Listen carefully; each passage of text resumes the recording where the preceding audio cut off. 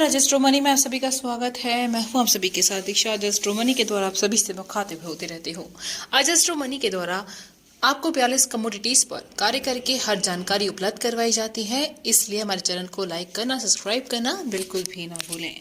आज हम बात करेंगे अफ्रीका से भारत पहुंचा बाजरा, ज्वार, रागी, उसके बारे में। मौर्य राजवंश की ताकत बना है ये अनाज। 1980 की बात है, तब प्रधानमंत्री नरेंद्र मोदी आरएसएस के प्रचारक थे। वह एक स्वयंसेवक के घर गए जो झुग्गी में अपनी पत्नी और बच्चे के साथ रहता था। घर आए मेहमान को उन्होंने थाली में बाजरे की आधी रोटी और दूध की एक कटोरी परोसी। स्वयंसेवक की पत्नी बच्चे को गोद में लेकर वहीं पास में बैठी थी। बच्चा दूध की कटोरी को देख रहा था।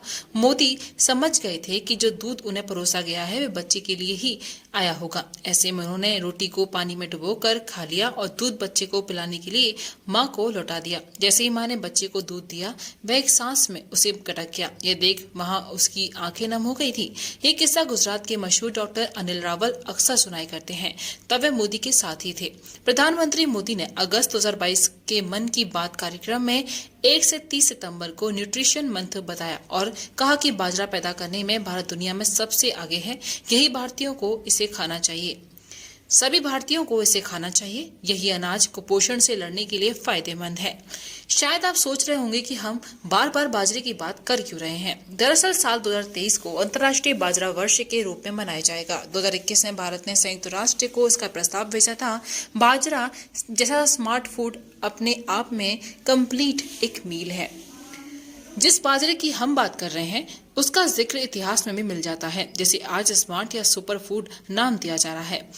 322 और 185 ईसा पूर्व के बीच भारत में मौर्य राजवंश का दबदबा था।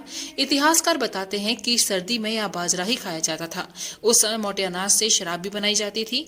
दिल्ली सल्तनत का शासक शहराज शेरशाह सूरी एक साहसी योद्धा था। वह अपना शासन बढ़ाने के लिए राजस्थान पर कब्जा करना चाहता था। उसका मुकाबला जोधपुर मारवाड़ के राजा मालदेव के सेनानायक जेताजी और कुपाजी से हुआ। ये बात 1543 की है। इस समय गिरी सुमोल की लड़ाई लड़ी गई, जिसमें शेरशाह सूरी कमजोर पड़ गया। मारवाड़ की सेना दिल्ली के करीब पहुंच गई थी। ऐसे में शेरशाह सूरी ने मैदान छोड़ने का फैसला लिया था।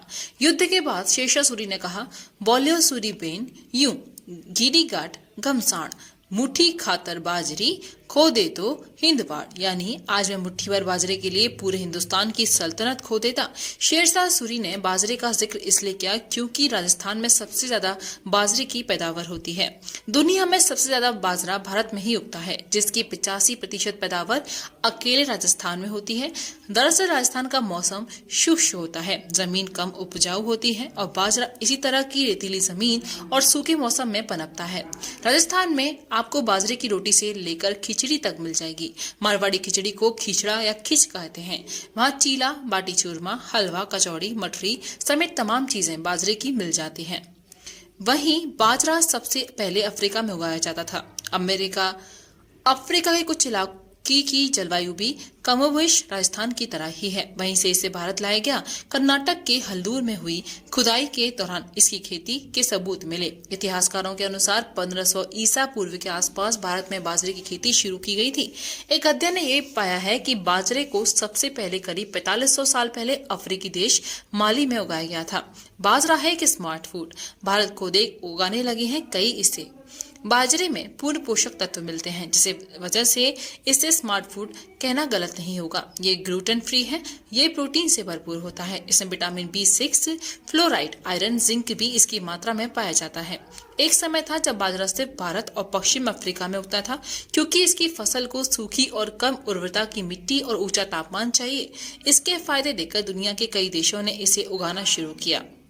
इसका एक और फायदा है कि डायबिटीज, कोलेस्ट्रॉल पर भी रखता है कंट्रोल। जी हाँ, बाजरा में मैग्नीशियम अच्छी मात्रा में मिल जाता है, जो इंसुलिन को काबू में रखता है।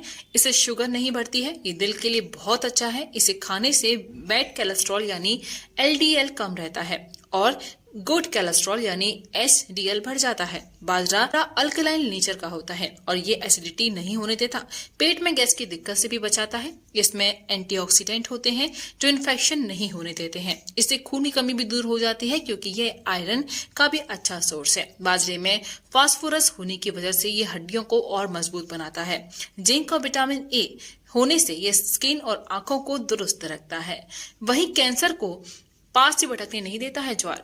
ज्वार भी बाजरे की तरह ही ग्लूटेन फ्री होता है। इसमें भी फाइबर जो डाइजेशन को सही रखता है और वजन कम करने में मदद करता है। इम्यूनिटी बूस्टर है। ये जिंक का भी सोर्स है जो आपके यौवन को बनाए रखता है। ज्वार के लेयर्स में एंटी कैंसर प्रॉपर्टीज हैं जो हमारे शरीर को कैंसर से सुरक्षित रखता है। आप इसे रोटी, इडली या हलवा बनाकर खा सकते हैं। कुछ लोग इसमें आलू डालकर खाते हैं, लेकिन हम यहाँ ये बताना जरूरी समझते हैं कि अगर ज्वार में आलू मिलाकर खाएंगे तो वजन कम कभी नहीं होगा। तो ये थी रिपोर्ट बाजरा और ज्वार के ऊपर, जिसे हम सुपर फूड भी कहते हैं।